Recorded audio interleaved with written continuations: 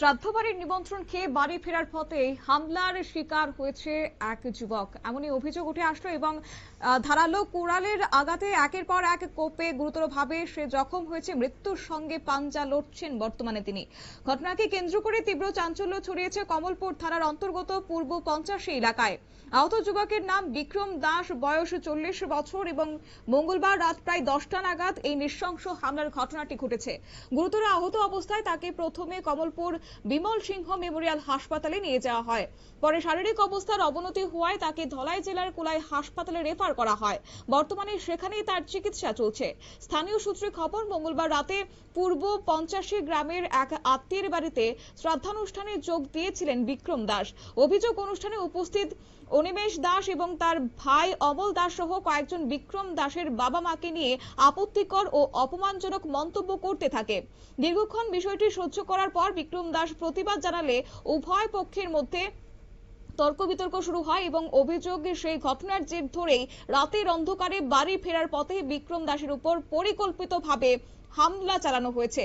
পথ রোধ করে ধারালো কুড়াল দিয়ে মাথা সহ শরীরের বিভিন্ন অংশে এলোপাথারি কোপ মারা হয়। স্থানীয়দের দাবি, তার শরীরে অন্তত ১২টি গভীর আঘাতের চিহ্ন রয়েছে। রক্তাক্ত অবস্থায় রাস্তার উপর সে লুটিয়ে পড়েছে।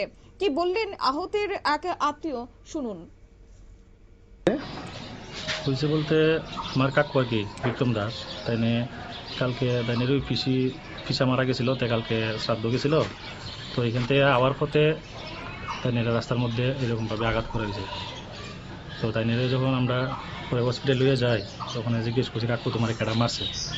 সে অনিমেষ দাস, হ্যাঁ, বাড়িতে এমনি অনুরাগে। আর তার ভাই অমল দাস, আর বাকি আরো ২-৩ জন আসলে বলছে। বাকি এরার বাড়ি কোথায়? এরার বাড়ি ওই তো আমরা বাড়ির ওই সাইডে, এখানে ২-৩০০ মিটার ওই আর কি। তাই না আমরা সম্পর্ক হই, আবার তাই না আর কি মামাতো ভাই লাগে আর কি, একটু তো সম্পর্ক আর কি। ঘটনাটা কটার সময় হয়েছে? ঘটনাটা হয়েছে আনুমানিক ৯:৩০ পৌনে ১০টা রাত্র। কি কারণে এই ঘটনা হইতে পারে? ঘটনা হইতে পারে বলতে এখানে একটু বিষয় নিয়ে কথা কাটাকাটি বলতে কি তা ওই আমার কাকু যে যারা মারছে তাই বাবা মা তুললে একটা কথা কইছিল আর কি। তো এটা লইছিল তারা কথা মধ্যে ঝগড়া আর কি। ঝগড়ার পরে তাই আবার ইডও কইছে তুই দেখুন না তুই বাড়িতে কেমন যাস। এটা আমার কাকুরে কইছে আর কি, বিক্রম দাস যারা মারছে। তো কাকু তো আর ভাবছে না যে নিজের একটা মোটামুটি আত্মীয় স্বজনের মধ্যে পড়ে যে এরকম কোনো কিছু করবো বইয়া। তা কাকু তো নির্দিদায় বাড়িতে আইতে আসলো। আবার পড়তে অন্ধকারের দিকে পুরো অন্ধকারই কইতে গেলে খোলা আবার।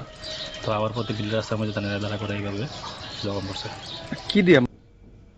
চিৎকার শুনে ছুটে আসেন স্থানীয় বাসিন্দারা। পরে তাকে উদ্ধার করে হাসপাতালে নিয়ে যাওয়া হয়।